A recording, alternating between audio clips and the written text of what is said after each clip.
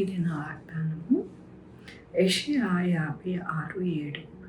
నా ప్రార్థనా మందిరంలో వారిని ఆనందింపచేసేదను. నా బలిపీఠం మీద వారి అర్పించు దహన బలులను నాకు అంగీకారమగును. ఎంత గొప్ప వాగ్దానాన్ని దేవుడి దినము మనకి అనుగ్రహిస్తూ ఉన్నారండి.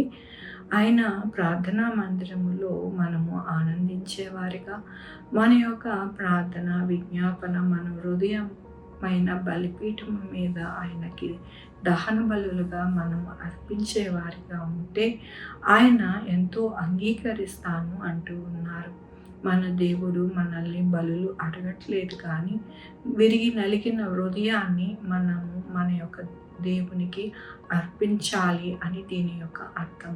అప్పుడు దేవుని యొక్క కృపతో మనల్ని అంగీకరించి మన ప్రార్థనలు, మన హృదయమును దేవుడు ఎంతో సంతోషించేవారిగా దేవుడు ఉంటారని దినము దేవుడు సెలవిస్తూ ఉన్నారు.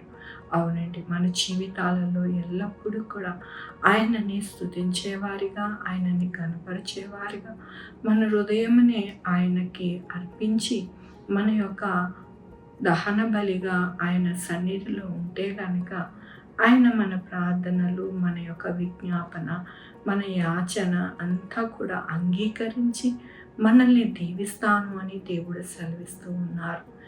దేవుని యొక్క వాక్యంలో ఆయనను సన్నుతించుడి, ఆయన నామమున కనపరచుడి, యెహోవా దయాళుడు, ఆయన కృప నిత్యముండును. అవునండి, ఆయన దయ, ఆయన కృపాళుడు. కాబట్టి ఆయన యొక్క కృప ఎల్లప్పుడూ కూడా నిత్యము మనకి తోడై ఉండి మన యొక్క జీవిత యాత్రలో ఎంతగానో ఆయన కృపతో నడిపిస్తారు.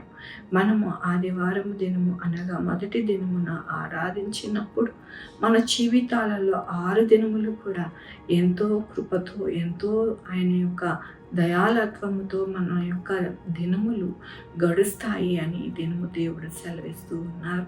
మన దినములు చక్కగా నడవాలి, మన యొక్క జీవితాలు, మన యొక్క బిడ్డల భవిష్యత్తు అంతా బాగుండాలి అని అంటే మనం ఎల్లప్పుడూ కూడా ఆయన ఆవరణలోకి ప్రవేశించి ఆయనని స్తుతిస్తూ, ఘనపరుస్తూ, ఆరాధిస్తూ మనల్ని మనము ఆయనకి సమర్పించుకుంటే కనుక మన జీవితాలు, మన కుటుంబము అంతా కూడా బాగుంటుందని దేవుడు ఈ దినమున ఆయన యొక్క కృపను అనుగ్రహిస్తున్నందుకు దేవునికి వందనాలు చెల్లిస్తూ ఉన్నాను. ఈ దినము నా పుట్టినరోజు, పెళ్లి రోజు, అనేక శుభదినములు చేసుకుంటున్న వారందరికీ కూడా నిండారుగా శుభాకాంక్షలు తెలియజేస్తూ ఉన్నానండి. మీ జీవితంలో దేవుని యొక్క కృప, ఆయన యొక్క బహుమానము, ఆయన దీవెన మీకు కలుగును గాక. ఆరాధించుకుందామండి.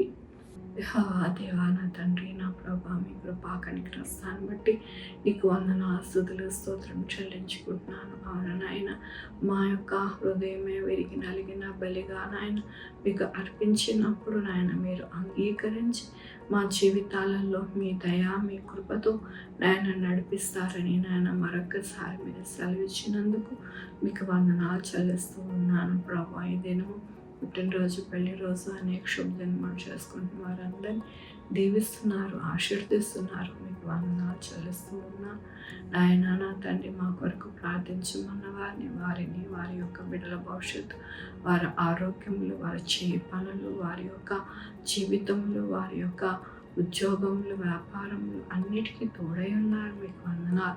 Sugar, BP, thyroid, heart problem, kidney problem, AIDS, cancer, నరాల బలహీనత, పరాలసిస్, గ్యాస్ట్రిక్ ట్రబుల్, ప్రతి విధమైన అనారోగ్యాన్ని తీసేసి స్వస్థపరుస్తున్నారు. మీకు వందనాలు.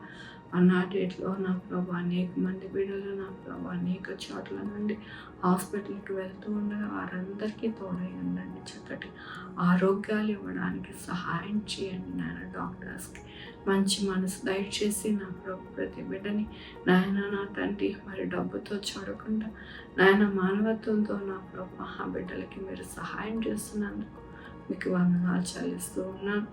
బిడ్డలేని వారి బిడ్డలు దయచేస్తున్నారు. మీకు వందనాలు. బిడ్డలకి సుఖమైన కాన్పు దయచేస్తున్నారు. మీకు వందనాలు. ప్రతి బిడ్డకి తోడై ఉన్నారు. మీకు వందనాలు. ఉద్యోగాలు లేని వారికి ఉద్యోగాలు దయచేస్తున్నారు. మీకు వందనాలు. ఉద్యోగాలు పోకుండా సహాయం చేస్తున్నారు, మీకు వందనాలు. పంటలు ఇస్తున్నారు, మీకు వందనాలు. ఎక్కడా కూడా ఏ రైతు కూడా నష్టపోకుండా సహాయం చేస్తున్నారు, మీకు వందనాలు. ప్రతి ఒక్కరికి నాయన మంచి ఆరోగ్యం నాయన సహాయం చేస్తున్నారు, మీకు వందనాలు చెల్లించుకుంటూ నా ప్రభు నా రక్షణ యేసుక్రీస్తు పరిశుద్ధమైన నామమున సమర్పించుకుంటున్నాను తండ్రి. ఆమేన్. తండ్రి, కుమార్, పరిశుద్ధాత్మ సదాకాలం మనందరికీ తోడై ఉండునుగాక.